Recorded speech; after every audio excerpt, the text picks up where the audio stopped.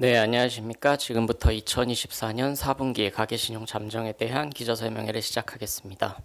오늘 설명은 김민수 금융통계팀장님께서 해주시겠습니다.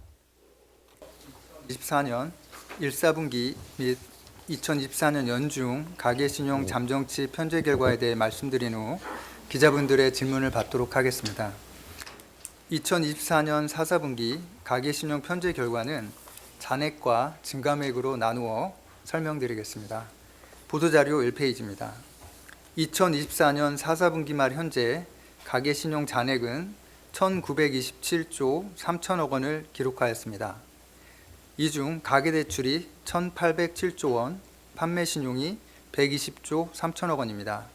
가계신용은 4사분기 중 전분기 말 대비 13조 원 증가하여 3, 4분기 18조 5천억 원 증가에 비해 증가폭이 축소되었습니다. 지금부터는 가계신용의 구성 항목인 가계대출과 판매신용으로 나누어 전분기 말 대비 증감으로 설명드리겠습니다. 보도자료 2페이지입니다. 가계대출은 4, 4분기 중 10조 6천억 원 증가하여 증가폭이 축소되었습니다. 상품별로는 주택담보대출이 4, 4분기 중 11조 7천억 원 증가하였습니다. 3, 4분기에 비해 증가폭이 축소되었는데 이는 주택매매 거래가 7월을 정점으로 감소세를 보이고 있기 때문입니다. 기타 대출은 오피스텔 등 비주택 담보대출과 증권사 신용공여액을 중심으로 4, 4분기 중 1조 2천억 원 감소하여 감소세를 이어갔습니다.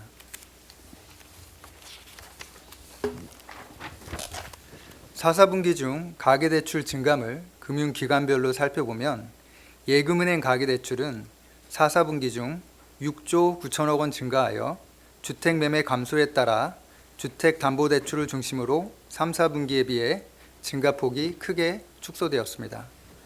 비은행 예금 취급기관의 가계대출은 4, 4분기 중 6조 원 증가하며 주택담보대출을 중심으로 증가 전환하였습니다.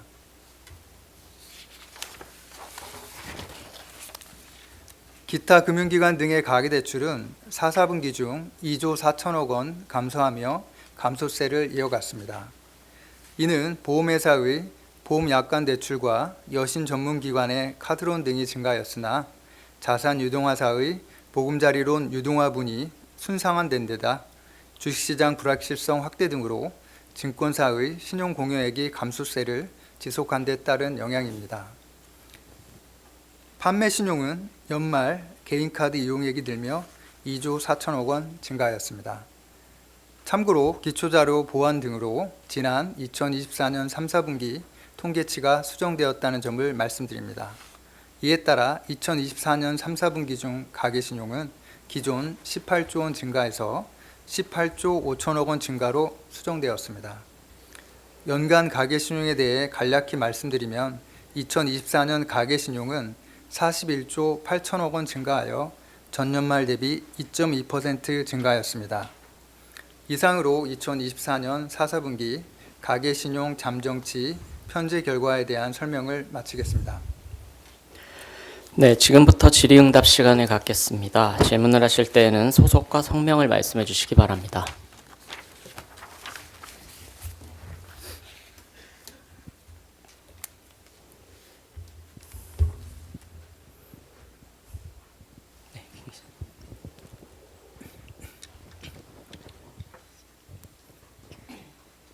중앙일보 김경입니다.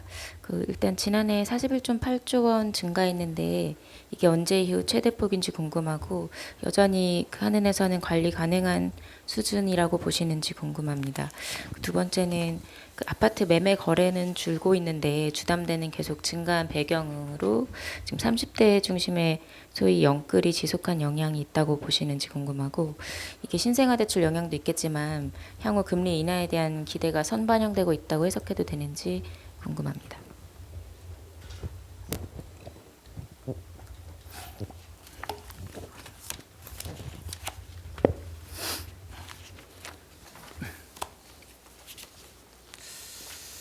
네, 일단 질문이 굉장히 많으셔가지고 하나하나씩 한번 살펴보도록 하겠습니다. 일단 지난해 2024년 가계 신용이 연중 2.2% 증가했습니다. 22년과 23년에 각각 0.2%, 1.0% 증가했었는데요. 2021년 같은 경우는 7.7% 증가했기 때문에 2021년 이후라고 보시면 될 것 같습니다. 그리고 이제 관리 가능한 수준인지를 여쭤보셨는데요. 그래서 저희가 좀 뭐 질문하셨기 때문에 4, 4분기 가계 신용이랑 연간 가계 신용에 대해서 좀 평가를 좀 말씀을 드리겠습니다. 일단 지난해 3, 4분기 중 좀 가계 신용이 빠르게 증가했었는데요. 지난해 9월에 스트레스 DSR 시행 등 거시 건전성 정책과 은행의 대출 포트폴리오 관리 등의 영향으로 가계 대출이 4, 4분기 들어서 빠르게 안정됐습니다. 또한 2024년 연간으로 가계 신용이 전년 말 대비 2.2% 증가했는데 2024년 1, 4분기부터 3, 4분기까지 명목 GDP가 전년 동기 대비 6% 이상 성장하고 있기 때문에 가계부채 비율은 3년 연속 하향 안정화될 것이 확실시되고 있습니다. 따라서 정부와 한국은행이 목표로 하고 있는 그 가계부채 비율의 점진적인 하향 안정화 목표에 부합한다고 할 수 있겠습니다. 그리고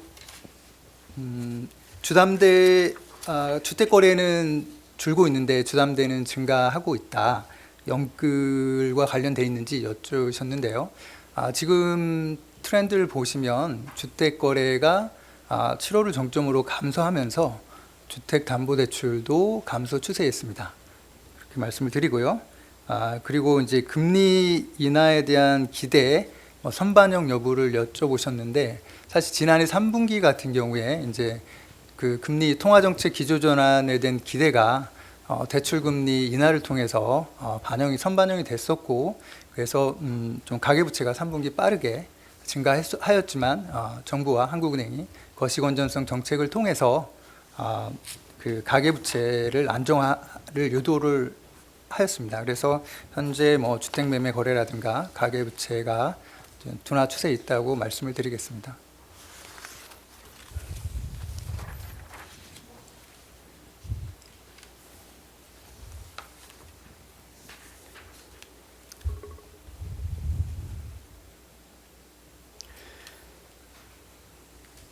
네, 정 기자님.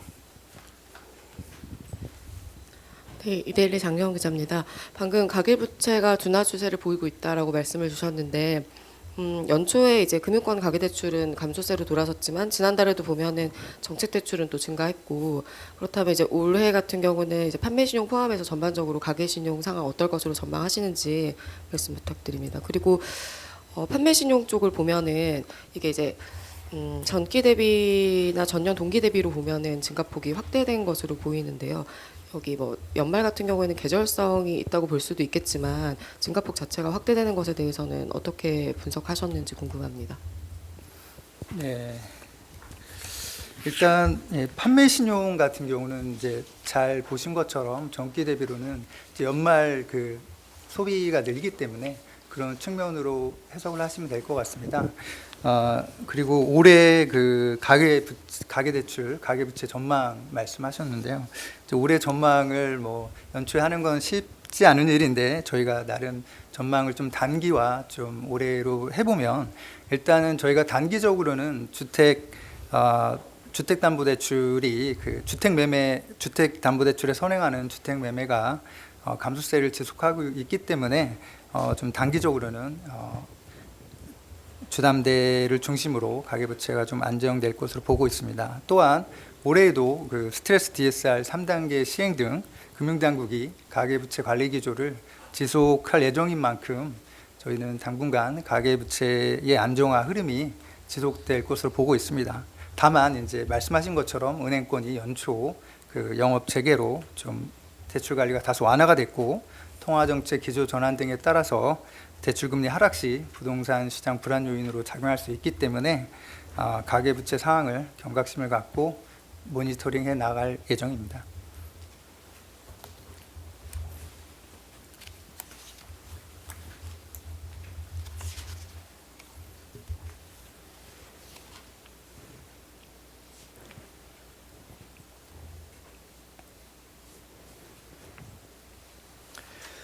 네, 김 기자님. 안녕하세요. 전 서울신문 김지혜 기자라고 합니다. 그 주신 자료에서 4분기에 그 가계대출 증감이 예금은행의 경우에는 가계대출 그 주택 주담대 증가폭이 축소가 됐는데 비은행 예금 취급 기관에서는 주담대 증가폭이 확대됐다고 해서 이게 혹시 좀 은행권에서 대출 조이기를 해가지고 이금융권으로 이게 좀 주담대가 많이 늘어난 걸로 좀 볼 수 있는지 이게 좀 은행권이랑 비은행권이 이게 좀 다르게 양상이 나타나고 있는데 이게 좀 우려할 만한 요인은 없는지 어떻게 해석할 수 있는지 좀 여쭤봅니다. 네. 일단 그 말씀하신 것처럼 비은행 예금 취급 기관의 주택 대출이 이제 지난해 4분기에 증가 전환을 했습니다. 지난해 이제 연말 이제 은행들이 이제 연말 목표 가계대출 목표를 달성해야 되기 때문에 또 이제 가계대출이 급격히 늘고 있었기 때문에 3, 4분기까지 이제 뭐 대출 포트폴리오 관리 측면에서 좀 대출을 제한하는 측면이 있고 따라서 일부 비은행 예금 취급 기관으로 대출 수요가 이동한 측면이 있습니다. 하지만 이제 비은행 예금 취급 기관이 지난 3년간 계속 대출을 자산 건전성 강화 등을 위해서 대출을 많이 줄여왔다는 말씀을 드리고요. 그래서 연간으로는 비은행 취급 기관의 좀 대출이 감소했다는 말씀을 드리겠습니다. 그리고 연초에 은행들이 이제 좀 대출 규제를 다소 완화하면서 1월 들어서는 금융위 가계 대출 동향을 보시면 이금융권의 그 주담대 대출이 좀 둔화되는 모습을 보였습니다.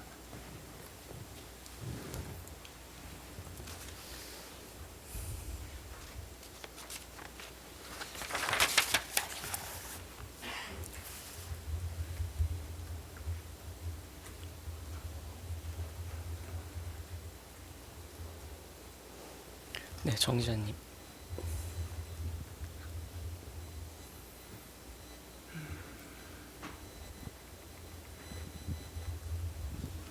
네, 이데일리 정도리 기자입니다. 추가적으로 그 비은행 예금 취급 기간 가계대출 증가 전환은 몇 분기 만인지 궁금합니다. 10분기 만이죠. 9분기 연속. 예, 비은행 주담대 말씀하시는 건가요? 비은행 예금 취급 기간 주담대? 가계대출이요? 예, 가계대출. 예, 비은행 예금 취급 기간 가계대출은 22년 3분기 감소 전환에서 9분기 연속 지난 분기까지, 그러니까 2024년 3분기까지 9분기 연속 감소하다 지난해 4, 4분기에 증가 전환하였습니다.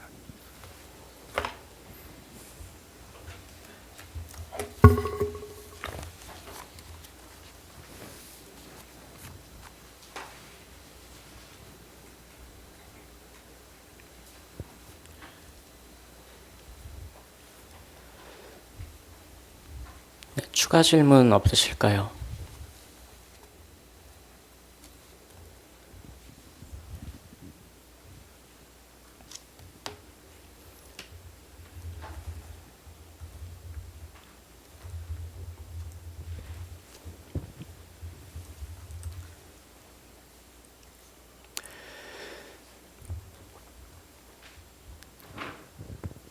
네, 더 이상 질문이 없으신 것 같습니다. 그러면 이상으로 오늘 기자설명회를 마치도록 하겠습니다. 감사합니다.